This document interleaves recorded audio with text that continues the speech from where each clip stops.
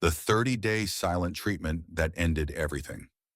She looked at me across the dinner table and said 6 words that would change everything. I'm not speaking to you anymore. Not we need to talk. Not I'm upset. Just a flat declaration that communication was over.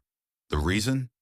I'd forgotten to pick up her dry cleaning on my way home from a 14-hour shift at the hospital where I work as a nurse. For how long on her? I asked. She stood up, grabbed her plate, and walked away. That was 30 days ago, and she has no idea what I've been doing during her month of silence. If you're into honest stories about relationships, trust, and betrayal, hit that follow button. You won't want to miss the next one. Let me paint the full picture. We'd been married for 9 years. The first 5 were decent, or so I thought at the time. Looking back, I can see the pattern forming. Small punishments for minor infractions, the silent treatment for an hour, then a day, then a weekend. Each time I'd grovel and apologize, even when I wasn't sure what I'd done wrong. But this time was different. This time she announced it, made it official. 30 days of complete silence unless I apologize first. Here's what she didn't know. I'd been accepted to a nurse practitioner program 3 states away. The letter had arrived 2 weeks before her silent treatment began. I'd been trying to figure out how to tell her, how to negotiate this major life change with someone who treated forgotten dry cleaning like a capital offense. Her silence gave me clarity and time, lots of time. Day 1, I did what I always did. Came home exhausted, made dinner, ate alone while she scrolled through her phone in the living room. I cleaned up, tried to make conversation. She looked right through me. Day 2, I stopped trying to engage. If she wanted silence, I'd give her silence, but I'd use it productively. Day 3, I called the university and accepted my spot in the program. Start date, 6 weeks from now. Housing, they had graduate student apartments available. I put down a deposit using my own savings account, one she didn't know existed. Day 5, I started transferring my important documents out of the house. Birth certificate, passport, diploma. Small things she wouldn't notice were missing. I brought them to my locker at work for safekeeping. Day 7, she broke her silence for the first time, but not with me. She called her mother on speakerphone in the kitchen while I was making breakfast, clearly intending for me to overhear. He's being so stubborn, Mom. It's been a week and he won't apologize. Can you believe the disrespect? I kept cooking my eggs. Didn't react. Didn't defend myself. Just ate my breakfast and left for my shift. Day 10 brought an interesting development. She started getting aggressive with her silence, slamming doors, accidentally knocking over my coffee, standing in doorways so I'd have to ask her to move, except I wouldn't ask. I'd just wait patiently until she got bored and left. The game she thought she was winning was actually revealing something crucial. I didn't miss her conversation. In fact, the house was more peaceful without it. No criticism about how I loaded the dishwasher. No complaints about my work schedule. No demands for attention while I was trying to decompress from a 12-hour shift dealing with life and death situations. Day 12, I had my first appointment with a divorce attorney. Just a consultation, I told myself. Just to understand my options. The attorney asked one question that stuck with me. Do you want to save this marriage? I realized I couldn't answer. Not because I didn't know, but because I'd stopped caring enough to have an opinion. Day 15 marked the halfway point of her declared silent treatment. She'd been posting cryptic things on social media, quotes about knowing your worth and cutting out toxic people. Her friends were commenting with supportive messages, completely unaware that the toxic person she was vaguely referencing was her husband who'd forgotten dry cleaning after saving 2 lives during a code blue. That night, I started packing. Not obviously just sorting through my belongings, deciding what mattered. Turns out, after 9 years of marriage, not much did. Most of the furniture was hers anyway. Most of the decorations, her choices. I'd slowly disappeared into the background of my own life. Day 17, she tried a new tactic. She started cooking elaborate meals for one, would sit at the table eating while I stood in the kitchen making a sandwich. The performance was so obvious I almost laughed. She wanted me to ask for some, to beg to be included. Instead, I took my sandwich to my car and ate in the hospital parking lot before my shift. Day 20 brought reinforcements. Her sister showed up unannounced while I was home. They sat in the living room talking loud enough for me to hear every word. "He's being so childish," my wife said. "All he has to do is apologize." "Men in their pride," her sister agreed. "He'll cave eventually. They always do." I walked past them with my gym bag, going to work out like I did every day now. The time I used to spend trying to fix whatever was broken between us, I now spent fixing myself. Day 22, I signed a lease on a furnished apartment near the university. Move-in date, 5 weeks from today. 1 week after her 30-day silent treatment was set to end. Day 25, something shifted in her demeanor. The aggressive silence turned to nervous silence. She'd hover near me when I was home, clearly wanting to say something but committed to her timeline. I could see her doing math in her head, 5 more days, until she could speak again and resume control. She had no idea that in 5 days she'd be speaking to an empty house. Day 27, I hired movers. They'd come during my next 48-hour shift, pack up my belongings and transport them to my new place. I gave them a detailed list of what was mine versus what was ours versus what was hers. Meticulously fair division. I wasn't trying to hurt her financially, I just wanted out. Day 28, I withdrew exactly half of our joint savings account. Left a detailed spreadsheet in the filing cabinet showing the split. What bills I'd pay until the lease was up. My forwarding address for any mail. Everything documented, everything fair. Day 29 was my last night in that house. She'd gone to bed early, probably preparing her victory speech for tomorrow. The speech where she'd finally speak to me again, where I'd be so grateful for her attention that I'd apologize for the dry cleaning and everything else, and we'd go back to normal. I looked around the bedroom one last time.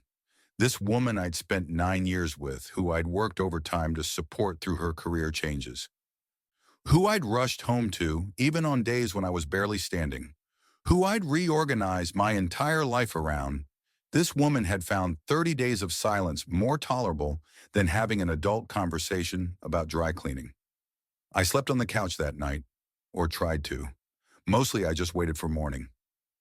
Day 30 arrived with her walking into the kitchen with this triumphant look on her face. I was already dressed in my scrubs, coffee made, keys in hand. "So," she said, her first word to me in 30 days, "are you ready to talk?" "No," I said simply. Her face went through several expressions: confusion, irritation, anger. "What do you mean, no? It's been 30 days. You need to apologize so we can move past this." "I'm not apologizing, and we're not moving past anything. I'm moving out." "You're..." "What?" "I accepted a position out of state. I'm leaving for my shift now. When I come back in 48 hours, my things will be gone. The paperwork is in the filing cabinet. You'll want to call a lawyer." The color drained from her face. "You can't just leave. We're married. We have a lease. We have..." "We have nothing," I interrupted. "We haven't had anything for 30 days. You made that very clear." "This is insane. Over dry cleaning? You're ending our marriage over dry cleaning?" "No," I said, picking up my bag. "You ended our marriage when you decided silence was an appropriate response to a human mistake. I'm just making it official. You're being dramatic, so I gave you the silent treatment for a month. Big deal. You deserved it." And there it was, the truth she'd finally spoken out loud. I deserved punishment. I deserved to be treated like a misbehaving child rather than a partner. I deserved to have communication withheld as a control tactic. "Goodbye," I said, and walked out. My phone started ringing before I reached the hospital. 17 calls during my drive. I blocked her number, then her mother's, then her sister's. I sent one group text to her family. "I've left. Please respect my decision in privacy. All communication should go through attorneys from this point forward." The next 48 hours were the longest of my life. Not because I missed her, I didn't, but because I kept waiting for the other shoe to drop, for some consequence I hadn't anticipated. It never came. When I returned to her apartment after my shift, it was exactly as I'd planned. My belongings gone. The space I'd occupied for 9 years erased like I'd never been there. I left my key on the counter with a note. Lease is paid through the end of the term. After that, it's your responsibility. I drove to my new apartment 3 states away. It was small, furnished with the basics, and completely silent. The most beautiful silence I'd ever heard. 3 weeks later, divorce papers arrived. She was contesting everything, claiming I'd abandoned the marriage without cause. Her lawyer's letter detailed my sudden departure and refusal to communicate. Wiley, my lawyer's response was simple: a detailed timeline of the 30-day silent treatment, including her own social media posts about toxic people and her mother's voicemails, which I'd saved, discussing how I needed to be trained properly. Her lawyer dropped the contestation within a week. 2 months into my new life, her sister found me on social media. The message was short. She's engaged. Thought you should know. He seems nice. Very, agreeable. I felt something then. Not jealousy, not regret, just a profound sense of relief that some other poor soul was now responsible for remembering the dry cleaning. The nurse practitioner program was brutal long hours, intense studying, clinical rotations that left me exhausted. But it was a different kind of exhausted. Not the bone-deep weariness of trying to please someone who decided you were fundamentally inadequate. This was the tiredness of purpose, of building something, of becoming more than I'd been allowed to be. 6 months after I left, I met someone, another nursing student specializing in pediatrics. She had her own apartment, her own goals, her own life. We studied together sometimes, got coffee, talked about our days. One evening I told her I'd forgotten to pick up something she'd asked me to grab from the store. I watched her face, waiting for the shutdown, the punishment, the cold silence. "No worries," she said. "I'll get it tomorrow. Want to order pizza instead?" That's when I realized what I'd been missing for 9 years. Not perfection, neither of us was perfect. Not a relationship without disagreements or forgotten errands, but basic human decency. The ability to treat mistakes as mistakes rather than crimes. The willingness to use words instead of weapons. A year after the divorce was finalized, I got a message from my ex-wife. It was long, rambling, full of justifications and explanations. The core of it: she'd been in therapy and realized she had some control issues that she was working on. She wanted to know if we could talk, maybe try again, start fresh. I read it 3 times, then I wrote back, "I'm glad you're getting help. I hope you find what you're looking for. But I already found what I need: peace, respect, and someone who knows how to communicate. I wish you well." I hit send and blocked the number. Because here's the thing about silent treatment. It's not about the silence itself. It's about power. It's about control. It's about one person deciding they have the right to punish another for not meeting their standards. And the moment you accept that dynamic, you've lost yourself. 2 years after that 30-day silent treatment began, I graduated from my nurse practitioner program. Top of my class, the woman I'd been dating, Sarah, the pediatric nurse, was there at graduation. So was my mother, who told me she'd never seen me look so happy. "I worried about you during that marriage," she admitted. "You got so quiet, so small. It's good to see you taking up space again." Taking up space, that's exactly what it felt like. I'd spent 9 years trying to minimize myself, trying not to cause waves, trying to be perfect enough that I wouldn't trigger another silent punishment. Now I lived in a one-bedroom apartment filled with my choices. I worked in a busy clinic where my opinions mattered. I dated someone who said things like, "I'm frustrated about this," instead of shutting down for weeks. 3 years later, Sarah and I got married. Small ceremony, just family and close friends. During the vows, I promised to communicate even when it was hard, to use my words even when I was angry, to never weaponize silence. She promised the same.